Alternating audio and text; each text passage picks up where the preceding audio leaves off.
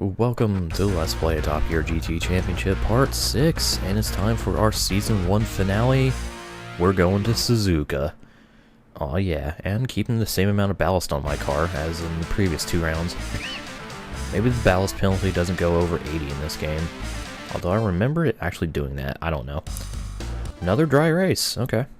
So, all 6 races in this first season, absolutely dry. So I think Suzuka Circuit needs no introduction. This is host of the penultimate round, not the final round, in the 2001 JGTC Championship, so they almost got it. I guess they chose this one as the final round because it's like Suzuka, it's the big, difficult course, I guess. I don't know.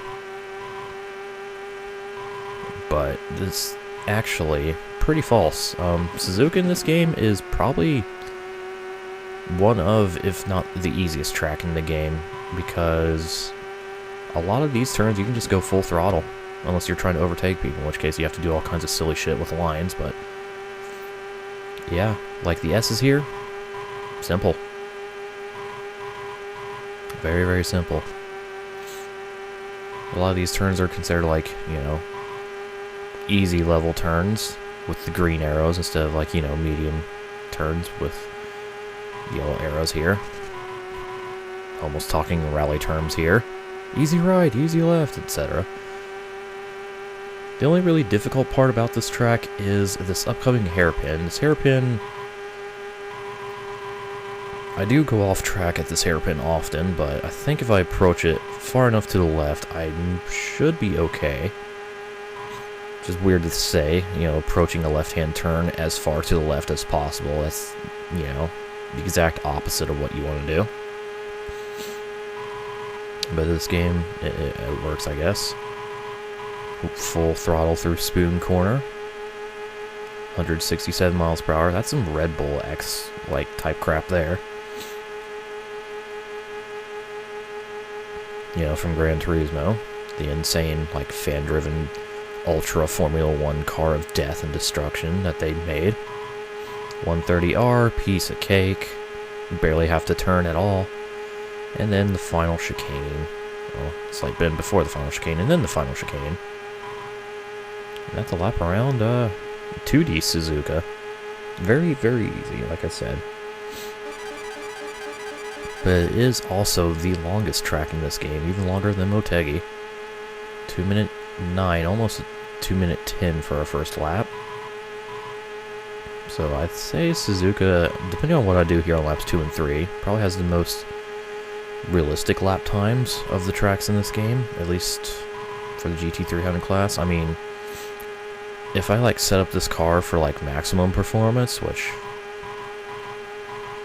like I said, I'll probably end up doing eventually for difficulty because of how difficult the game gets later, but yeah, I'd probably be doing even better. By probably, I mean I'll definitely be doing even better.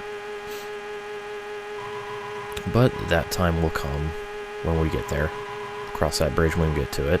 Speaking of, no bridge in this game. There isn't even like a hint of a crossover. You just kind of have, you know, the usual grass and stuff. Oh well. What can you do with these graphic limitations, so it's no big deal, at least to me. I don't know, but this game kind of makes me want to play more 2D racers. It's kind of like the subgenre of racing that I've neglected the most. Like, even like, you know, the power-up kart racing I've played, because I've played Crash Team Racing and NASCAR Rumble and Blur. So, I've never really played it. Excuse me, never really played a 2D racing game. Except for the GT Advanced series, if that counts.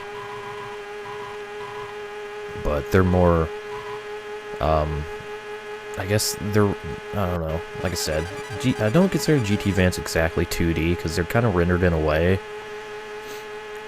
that makes it feel more 3D-y, I guess. I don't fucking know what I'm saying. It doesn't feel like anything like this, basically. Like, this game feels a lot different from playing GT Advance, because, you know, I can only see so far up the road with the backgrounds and stuff, and it's like in, you know, GT Advance and stuff, all the roads are like fully rendered and things on like a map. I don't know what I'm saying. I don't know. It just feels different. Okay? Okay. So I guess this is my first, like, traditional 2D racing game. I've really... Well, I would say it's not the first one I've played, but it's the first one I've, like, played through.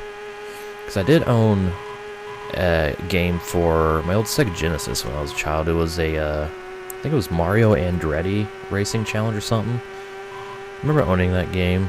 I didn't really play it much, just because I was too busy playing Sonic, and it's a really fucking hard game from what I remember. That might be a game I have to look into, maybe LP. Just for nostalgia's sake. I don't know. Anyways, we are on the back straight here, approaching 130R for our final time in the GT 300 Season 1 thingy. So through 130R, the second place fight crosses the non-existent bridge. I have a half a lap lead here, but across the line, 6 minutes 9 seconds, and there we go. I complete sweep of all 6 races for a season. Not bad, not bad. RX-7 ended up last. Websport Celica finishes 4th, so 2 not last place finishes for the Celica in the season. Good for him. Doesn't help him in the points at all. Sylvia ends up 2nd, and no position changes in the last race as far as points, so there's your final points standings for season number 1 of the championship mode. I get a perfect 120, and congratulations. Or congratulation. Just one congratulation, not no, yeah. So I am the class champion, and now I get to challenge the next class, which is season number 2. So let me just do a quick save here. Overwrite, and there we go. That'll conclude season 1. So with that, we shall move on to the beginning of season number 2 in the next segment. Stay tuned for more Top Gear GT.